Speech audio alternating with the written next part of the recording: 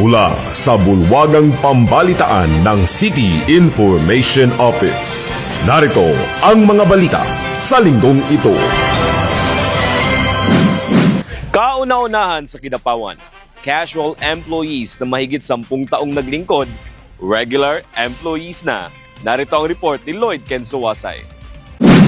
Nagbunga din sa wakas ang pagod at pagtitiis sa mga casual employees ng Kidapawan City Government dahil sa loob ng mahabang panahong paglilingkod, sa wakas regular na ang posisyong kanilang inuukupa sa ngayon. Makulimlima ng kalagayan ng panahon, tuloy ang oath-taking ng mga bagong talagang regular na empleyado ng lokal na pamahalaan na pinangunahan ni City Mayor Pao Evangelista. Dumadagundong na palakpakan at hiyawan ang narinig sa harap ng City Hall hanggang matapos ang pagsambit ng panunumpa. Hudyat ito ng mainit na pagtanggap ng kapwa-lingkod bayan at simula panibagong responsibilidad ng may 62 mga bagong talagang regular na empleyado ng city government. Sa mensahe ni Mayor Pao, sinabi nitong walang sinumang halal na opisyal ang dapat pasalamatan dahil ang matagal na paghihintay at pagsisilbi ng mga empleyado na may dangal at disiplina ang susi upang italaga silang regular na manggagawa. Hiling lang ng alkalde pagbutihin pang lalo ang serbisyo at pangalagaan ang posisyong pinagkaloob at ipinagkatiwala sa mga lingkod bayan. Sa kauna-unang pagkakataon sa ilalim ng administrasyon ni Mayor Pao Evangelista, bagaman at may mga casual employees na naging regular, pero ito ang unang pagkakataon mga casual employees na nagserbisyo ng mahigit 10 taon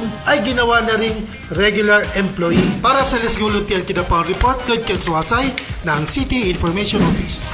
Mga street sweepers ng Kidapawan, madaling araw pa, nasa lansangan na. Narito ang report ni Jelaika Kate Ganancial. Hindi pa man lumalabas si Haring Araw, nasa mga lansangan na ng Kidapawan City ang mga masisipag na mga street sweepers. Hindi alintala ang lamig ng umaga at ang maaaring panganib sa mga kalsada. Tanging hangad ng mga masisipag na tagalinis ng kalsada na ihanda ang lungsod upang maging kaaya-aya at garbage-free ang Kidapawan, lalo na kapag sumapit ang peak hour. Itinuturing ng mga street sweepers na isang marangal na trabaho ang nakaatang sa kanilang mga balikat dahil sa pamamagitan nito ay nakakapag-aral at nakakakain ng mabuti ang kanilang mga mahal sa buhay. Nakakataba ng puso na nitong nakaraang buwan ng Disyembre sa kasagsagan ng Festival of Lights, positibong komento ang naririnig na namumutawi sa mga labi, lalo na ng mga bisita na mula sa mga karatig bayan ng lungsod. Katunayan, isang bisita mula sa Ilocos Region ang umuwi sa Kidapawan at pinuri nito ang kalinisan ng mga pangunahing kalsada, maging ang mismong mega market area, bagay na lalo pang nagpasigasig sa mga street sweepers na gawin ng bukal sa puso ang trabaho na ipinagkatiwala sa kanila. Hindi ito ang una at huling pagkakataon na pinuri ng maraming bisita ang kalinisan ng Kidapawan. Kasagsagan nga ng Timbuko Festival nitong Agosto at Charter Anniversary Pebrero ng nakaraang taon ay bukang bibig ng mga bisita ang kalinisan ng mga pinagdarausan ng mga aktibidad. Ayon nga sa isang opisyal ng Department of Foreign Affairs na may tanggapan sa lungsod, masarap na manirahan sa Kidapawan dahil bukod sa mga mababait na mamamayan ay may malinis ding kapaligiran. Ang kalinisan ng mga lansangan sa Kidapawan, may mga street sweepers na maagang nahahamugan. Matiyak lang na mapaglingkuran ang lahat ng mga mamamayan, mahirap man o mayaman. Maraming salamat street sweepers. Larawan kayo ng simple ngunit may pusong lingkod bayan. Para sa Let's Go Luntian Kidapawan Report, ako si Jelica Kate Ganancial ng City Information Office. Renewal ng business permits and licenses, sinimulan ng iproseso ng city government. Narito ang detalye mula kay Sheila Panerio. Bagaman at extended ang New Year holiday, nagsimula ng magtrabaho ang mga empleyado ng Kidapawan City Government para sa taunang one-stop shop. Sa pamamagitan ng one-stop shop ay sinimula na ng City Government na iproseso ang mga business permit application at renewal ng mga negosyo sa lungsod. Sa pamamagitan ng Electronic Business One-Stop Shop o EBOS na sinimulan ngayong January 2, maaari nang magproseso ang mga business operators ng kanilang mga pertinenteng dokumento na kinakailangan sa kanilang pagnenegosyo para sa taong 2026. Matatagpuan ang EBOS sa City Gymnasium at Old Terminal para naman sa mga business operators ng Mega Market. Nandito na ang lahat ng processing mula sa computation ng gross sales, pagkuha ng sidula, zoning, sanitary at fire safety permit at iba pang serbisyo. One-stop shop na ang nabanggit para sa mas mabilis na transaksyon ng mga permits at licenses. Bukas ang EBOS simula 8 a.m. hanggang 5 p.m. na magtatagal sa City Gymnasium at Old Terminal hanggang January 20. Para sa Let's Go Luntian Kidapawan Report, Sheila Panerio ng City Information Office. Mahigit 40 milyon kinita ng maliliit na negosyanteng Kidapawenyo sa buwan ng Disyembre. Narito ang detalye mula kay Romelyn Gitubig. Naging masaya ang pagdiriwang ng Kapaskuhan sa Kidapawan City. Patunay nito ang masiglang paglago ng ekonomiya nitong buwan ng Disyembre 2025. Base sa datos ng lokal na pamahalaan ng Kidapawan, nasa 40,283,497.68 pesos ang kabuuang kinita ng Christmas Bazaar sa Kidapawan Gymnasium. Ilang mga private establishments, barangay avenue stalls, hotels and resorts at surian sa Kidapawan mula December 1 to 31, 2025. Malaki ang bahagi nito ang pamimili ng mga Kidapawenyos at iba pang mga dumayo sa lungsod. Gayun din ang pagbisita ng marami sa Festival of Lights na matatagpuan sa harap ng City Hall, City Plaza, National Highway at maging sa Suruyan. Masayang ibinahagi ni City Mayor Atty. Jose Paulo Evangelista ang magandang balitang ito nitong unang Monday Convocation ng taon, January 6, 2026. Patunay na kumita ang mga maliliit na negosyante ng lungsod nitong holiday season. Para sa Let's Go Luntian Kidapawan Report, ako si Romelyn Gitubig, immersion student ng Sanyal Cruz National High School. Mga madrasa sa Kidapawan City, nais pagyamanin pa ng mga Muslim officials at ng LGU Kidapawan. Narito ang report mula kay Chayla Baldos. Mayaman, makabuluhan, makasaysayan at pinangangalagaan ang kulturang Islam sa Kidapawan City. Kaya naman nais itong ipamana ng mga kasalukuyang henerasyon sa mga kabataan. Isa sa paraan upang gawing posible ito ay ang patuloy na inobasyon at preserbasyon ng mga aral na natutunan ng bawat batang Muslim sa loob ng paralan o madrasa. Kasama ang ilang madrasa principals, administrators at guro ay nagkaroon ng orientasyon na pinangunahan ng National Commission on Muslim Filipinos o NCMF, Sorsogon Region at City Government nitong December 26, 2025. Layunin nitong mapag-usapan ang mga sektor ng paaralan na nangangailangang matutukan, gayon din ang iba pang mga paraan upang maituro ng tama ang mga aral, kultura at tradisyong Muslim sa mga mag-aaral base na rin sa mandato ng NCMF. Ang programang ito ay patunay ng pagsusumikap ng Kidapawan City LGU na mabigyan ng dekalidad na edukasyon ang mga kabataang Kidapawenyo, anuman ang lahi at pinagmulan nito. Para sa Let's Go Luntian Kidapawan Report, ako si Chayla Baldos, Dalaygo ng June. Kidapawan City Nurture Hub. Sisimula na ang pang-5 cycle ng therapy para sa mga batang may special needs. Narito ang report mula kay Leo Umban. Hindi madali ang pagkakaroon ng mahal sa buhay na may espesyal na pangangailangan. Dahil maliban sa espesyal na atensyon, ay nangangailangan ito ng sapat na pondo para sa therapy. Bagay na tinutugunan ng Kidapawan City Nurture Hub, handog ang libreng occupational therapy para sa mga batang may special needs sa lungsod. Nito lamang Lunes, January 5, 2026 ay sinagawa ang orientation para sa mga magulang na nasa 54 na enrollees na sa ilalim sa pang-5 cycle ng therapy ng tanggapan. Ang mga nabanggit na bata ay sa ilalim sa 8 session sa loob ng 8 linggo sa ilalim ng mga occupational therapists ng LGU. Samantala, inaasahan naman ng city government na mas mapalawak pa nito ang mga serbisyong handog upang mapagaan ang pasanin at maibalik ang pag-asa para sa kanilang mga anak.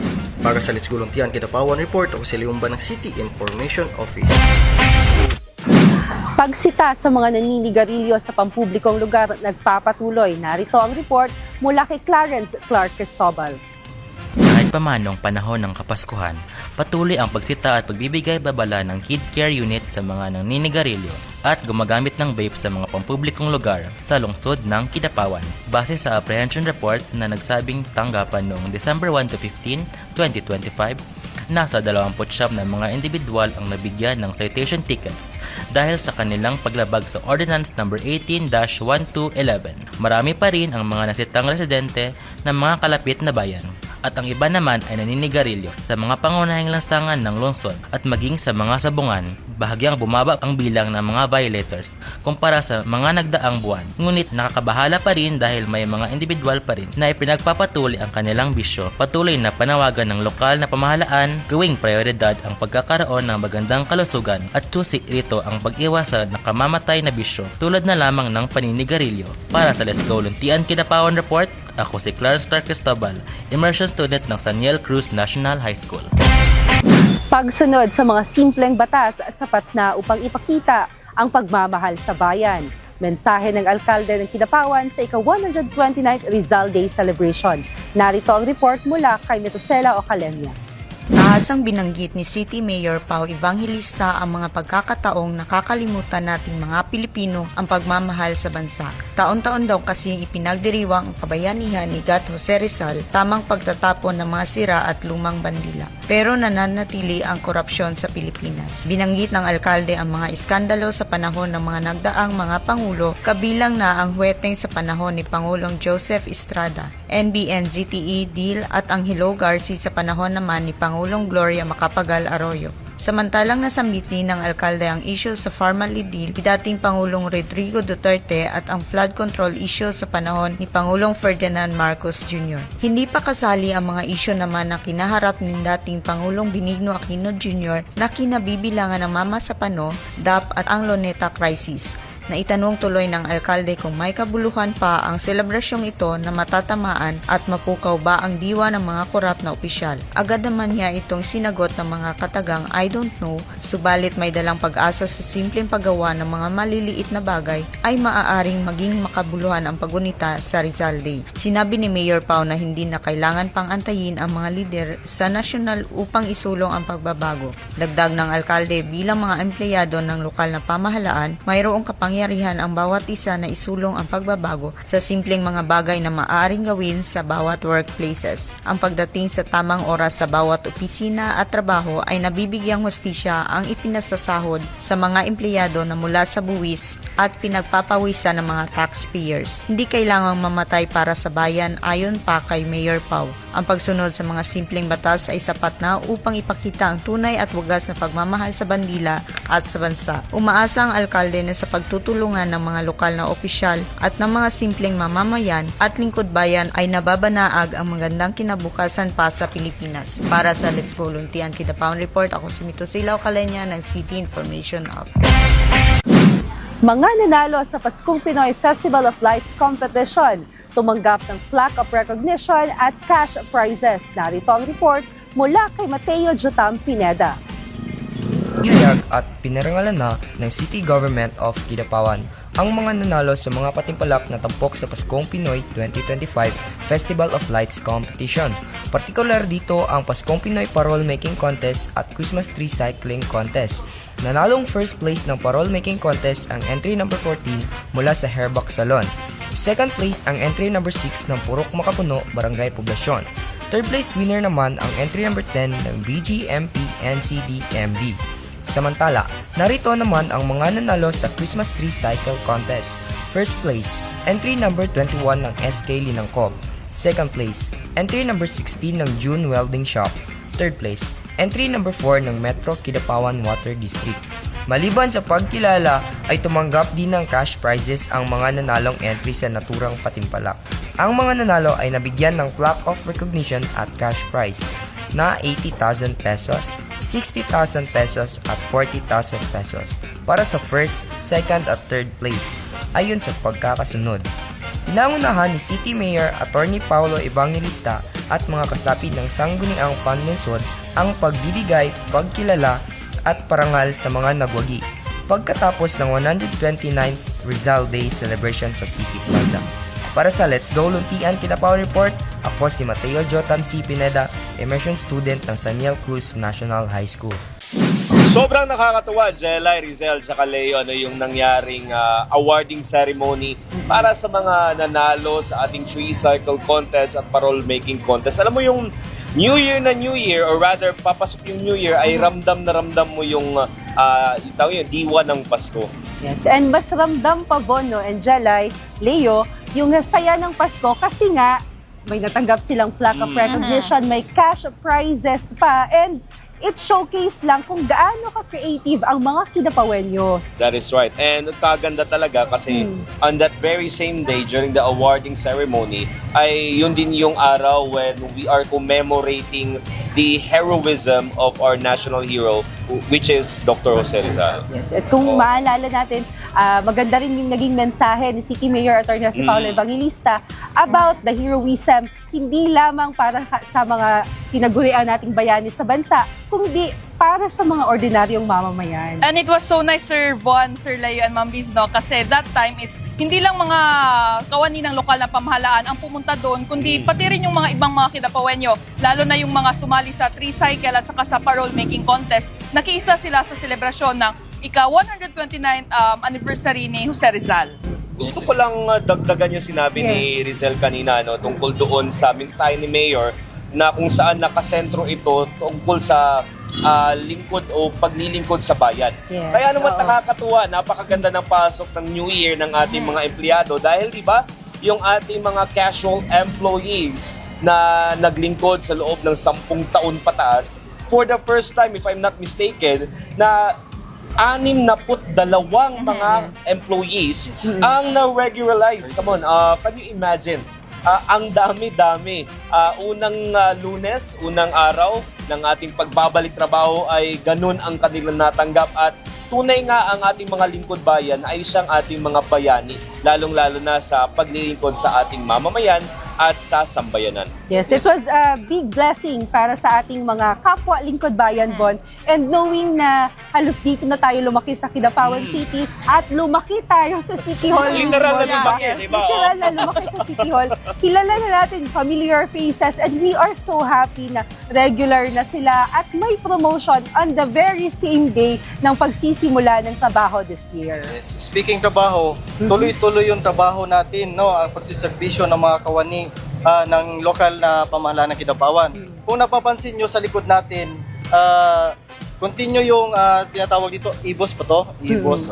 So yung electronic business one-stop shop o EBOS. Ayun, no? So makikita o matatagpuan yan dito sa City Gymnasium natin sa Kidapawan. It's a one-stop shop kung saan dumadayo or pumupunta yung ating mga Kidapawenyong taxpayers, lalo na yung mga may business owners. Kasi isa sila sa pinakamalaking contributor Von, no, sa pag-unlad ng Kidapawan City. So again, sa mga may-ari ng mga business dito sa Kidapawan City, still you can visit the EBOS para mas madali po para sa inyo ang pag-renew ng inyong mga businesses, and actually one-stop shop na lang dito na lahat, Tsaka, diba? alam ko ata may 10% pa ata, ma'am, na ano. Yes, and yung may mga discounts pa. And hindi lang siya sa City Gymnasium, no? Pati po sa Kidapawan City Old Terminal, meron din po yun doon yung EBOS. And then, para malapit sa mga business na mga business owners doon sa Mega Market.